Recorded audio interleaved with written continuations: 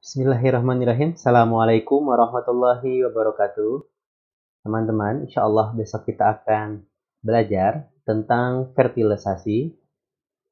Nah, pertanyaannya adalah apa itu fertilisasi? Fertilisasi itu bisa juga disebut dengan pembuahan. Apa yang maksud dengan pembuahan di sini? Ya, kenapa dalam sistem reproduksi ada namanya pembuahan seperti pada materi tumbuhan saja seperti itu ya. Ya, yang dimaksud dengan pembuahan adalah sel telur, ya, sel telur yang diproduksi pada sistem reproduksi betina itu didatangi, ya, oleh sel gamet jantan atau sperma, lalu terjadi peleburan, ya. Nah, itu namanya pembuahan. Jadi dalam proses fertilisasi ini pelakunya adalah ovum sebagai gamet betina dan sperma sebagai gamet jantan.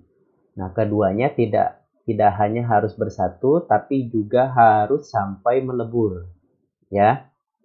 Nah, kalau terjadi peleburan artinya dua sel itu menyatu menjadi satu sel, itu disebut dengan fertilisasi. Nah, di sini ada gambar organ reproduksi betina.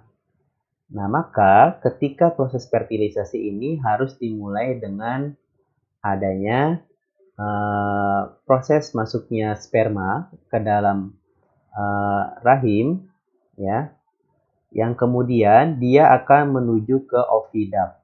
Nah, di oviduct sini, ya, di oviduct sini nanti ada sel telur yang sudah diproduksi. Nah, disinilah terjadi proses pembuahan atau fertilisasi, ya, di oviduct, ya, atau di jalur sini. Nah, ketika sudah terjadi peleburan, maka sel yang sudah menyatu menjadi satu itu namanya akan berubah menjadi yang kita sebut dengan zigot, ya. Yang tadinya ada dua sel, ya, ada sel dari gamet jantan dan sel dari gamet betina bersatu menjadi hanya satu sel, ya, yang disebut dengan zigot. Nah, kemudian zigot ini akan menuju ke dalam uterus. Dan selama perjalanan ini, zigot ini akan melalui beberapa proses, ya. Nah, proses ini adalah proses pembelahan sel. Ya. Tentunya zigot ini kalau sudah tumbuh dewasa kan akan menjadi sebuah makhluk hidup. Contohnya kita manusia. Manusia itu kan terdiri dari banyak sekali sel. Nah, dulunya kita hanya terdiri dari satu sel, disebut dengan zigot. Nah, zigot ini kemudian membelah. Nah, proses pembelahannya dari satu membelah menjadi dua, gitu ya. Nah, itu terjadi pada hari kedua, jadi dua sel. Lalu kedua sel tersebut akan membelah lagi, ya. Dari dua sel masing-masing membelah, akhirnya jadi 4 sel. Nah, itu terjadi di hari ketiga, ya. Pada hari ketiga sudah menjadi 4 sel.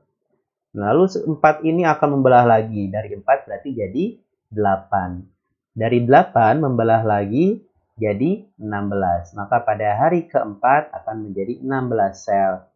Lalu dari 16 sel itu akan membelah lagi menjadi 32 sel.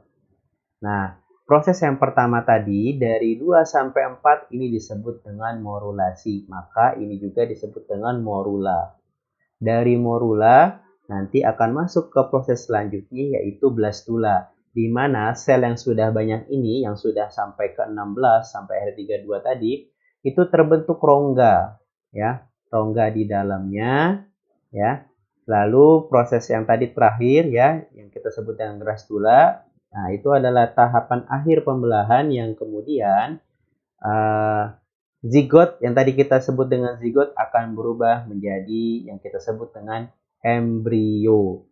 Nah, proses embrio ini bisa kita sebut ketika zigot ini sudah mulai menempel, ya, di uterus, ya, di dinding uterus. Nah, mulai sampai di sini maka kita akan masuk ke fase selanjutnya.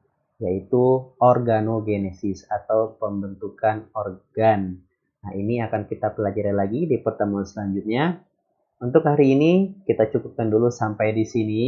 Yang besok akan kita eksplor lebih jauh lagi ya tentang pembuahan ini. Seperti contoh misalnya di sini kan ada dua oviduct ya. Nah, ovum yang mana yang akan dibuahi? Lalu apakah keduanya bisa dibuahi? Dan banyak pertanyaan laginya yang tentunya akan sangat menarik untuk kita pelajari lebih dalam. Oke, saya cukupkan dengan doa kafaratul majlis. Subhanakallahumma wa bihamdika asyhadu an la ilaha illa anta astaghfiruka wa atubu ilaik. Assalamualaikum warahmatullahi wabarakatuh.